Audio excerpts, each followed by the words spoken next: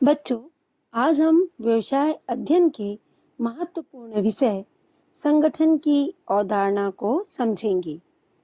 विशेष रूप से हम यह जानेंगे कि संगठन को एक प्रक्रिया के रूप में और संबंधों के ढांचे के रूप में किस प्रकार समझा जाता है।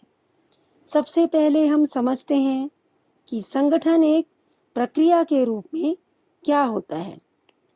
जब किसी संस्था में कार्यों को व्यवस्थित करने, उन्हें अलग अलग भागों में बांटने और प्रत्येक व्यक्ति को उसकी क्षमता के अनुसार जिम्मेदारी देने का कार्य किया जाता है, तो यह एक निरंतर चलने वाली प्रक्रिया होती है। इस प्रक्रिया में सबसे पहले कार्यों का विभाजन किया जाता है, फिर प्रत्येक कार्य के लिए उचित व्यक्ति का चयन किया जाता है। इसके बाद उस व्यक्ति को अधिकार और उत्तरदायित्व दिए जाते हैं ताकि वह अपने कार्य को सही ढंग से पूरा कर सके।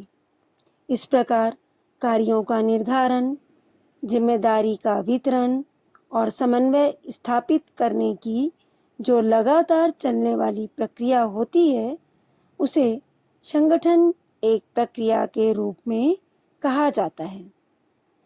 अब हम समझते हैं कि संगठन संबंधों के ढांचे के रूप में क्या होता है। किसी भी संस्था में अनेक व्यक्ति और विभाग होते हैं। इन सभी के बीच एक निश्चित संबंध स्थापित किया जाता है। यह तय किया जाता है कि कौन किसके अधीन कार्य करेगा, किसे किसे आदेश देने का अधिकार होगा और किसके प्रति उत्तरदायी होगा। जब इन सभी संबंधों को व्यवस्थित ढंग से निर्धारित किया जाता है, तो एक संरचना या ढांचा बन जाता है।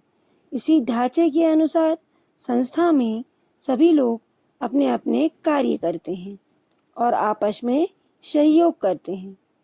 जैसे किसी विद्यालय में प्राचार्य, शिक्षक और अन्य कर्मचारी होते हैं।